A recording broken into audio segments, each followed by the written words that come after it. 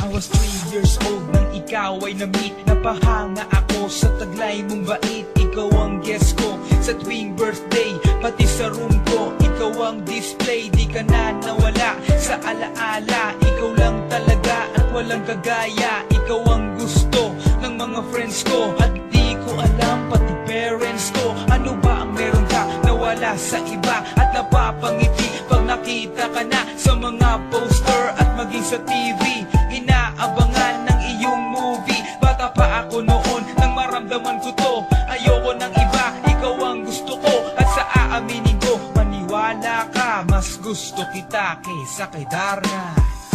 You were always gonna be my love. It's so bad.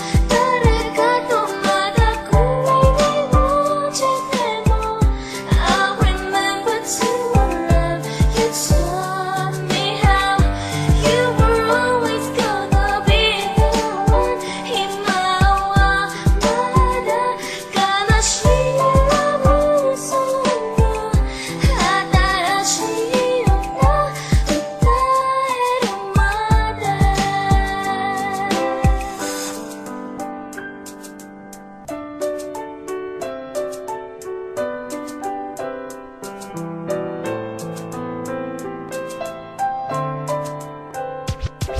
Oh why, bakit ganito? Gusto ko ikaw lang nasa tabi ko. Mga poster mo at mga magazine, sa buhay ko hindi kita kayang alisin. So pati sa cellphone at mga gamit, ikaw ang nakalagay sa aking bedsheet. Ako ay nalungkot nang ika'y nawala. Ano ba ang mali na aking nagawa? Pakiusap naman kahit na sandali, para lang mapawi ang mga pighati at muling umiti at di na umiyak. Magpakita ka lang, gusto kong matiyak na buhay ka pa rin at ika'y malakas. Gumawa ka ulit ng mga palabas, at kapag bumalik, ngingiti ng pusa, at hindi ako magmamahal ng pusa.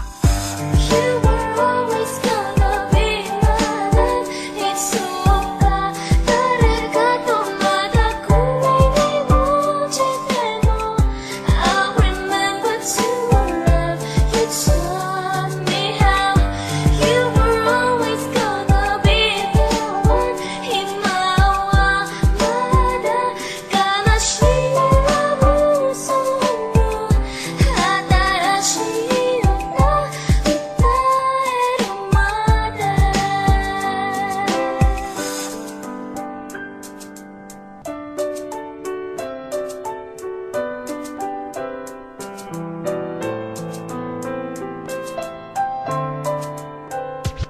Lumipas ang mga taon, nananatili ka pangarap. Nais kong libutin ang mundo para ka lang mahanap. Sapagkat hindi sapat makita ka lang sa larawan. Gusto ko ay makasama ka, handa ko nang iwanan ang lahat ng kayamanan, pati GF ko. Sabihin mo magkano ba ang TF mo, at aking ibibigay, tanggapin mo lang ako. Okay lang sa akin kahit alipinin mo ako. Sabi ng ama ko, nabubuwang ako. Sabi ng